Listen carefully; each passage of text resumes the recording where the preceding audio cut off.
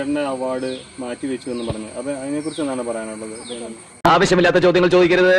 ഒരു മര്യാദ വേണ്ടേ? നമ്മുടെ കുഞ്ഞ് ഋതപ്പന് ആ പ്രായമാണ്, കുഞ്ഞാണ്. അപ്പൊ അവൻ അതെടുത്ത് നശിപ്പിക്കുന്നത് പാത്തിരുന്ന് കളിക്കും. അവൻ അതെടുത്തിട്ട് ചിലപ്പം തടിയല്ലേ, അത് അങ്ങോട്ടും ഇങ്ങോട്ടും ഒടിച്ചു കളഞ്ഞാൽ പിന്നെ ഒരിക്കലും അത് നമുക്ക് ഉണ്ടാക്കാൻ പറ്റത്തില്ല. നമുക്ക് അത് ശരിയാ, അത് ശരിയാ. അച്ഛന്റെ എന്തോ ട്രോഫി? പാട്ട് പാടിയ ട്രോഫി. കുറെ ട്രോഫികൾ, 10,000 ട്രോഫികളുണ്ടോ? അതുകൊണ്ട് ഞാനതെടുത്ത് സൂക്ഷിച്ചു വെച്ചതാണ് ഓരോ അവാർഡുകൾ. കാരണം നമുക്കിനി മുന്നോട്ട് എന്തെങ്കിലും കാര്യങ്ങളൊക്കെ അവാർഡ് വെക്കാനുള്ള സാധനങ്ങളൊക്കെ നമ്മൾ സെറ്റ് ആക്കിയിട്ട് വീടിനകത്ത് അങ്ങനത്തെ സാധനങ്ങളൊന്നും ഇല്ല. അത് ശരിയാ, അത് ശരിയാ.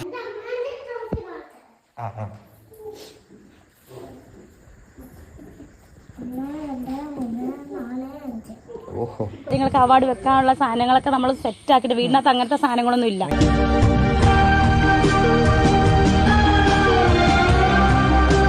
കമന്റ് ബോക്സിൽ വന്നേക്കുന്ന എന്താണ്, രേണുവിന്റെ അവാർഡ് എടുത്തിട്ട് മുകളിൽ വെച്ചു, സുധിച്ചേട്ടന്റെ അവാർഡ് എടുത്തിട്ട് കട്ടിലിന്റെ അടിയിൽ വെച്ച് ഒളിപ്പിച്ചു വെച്ചു.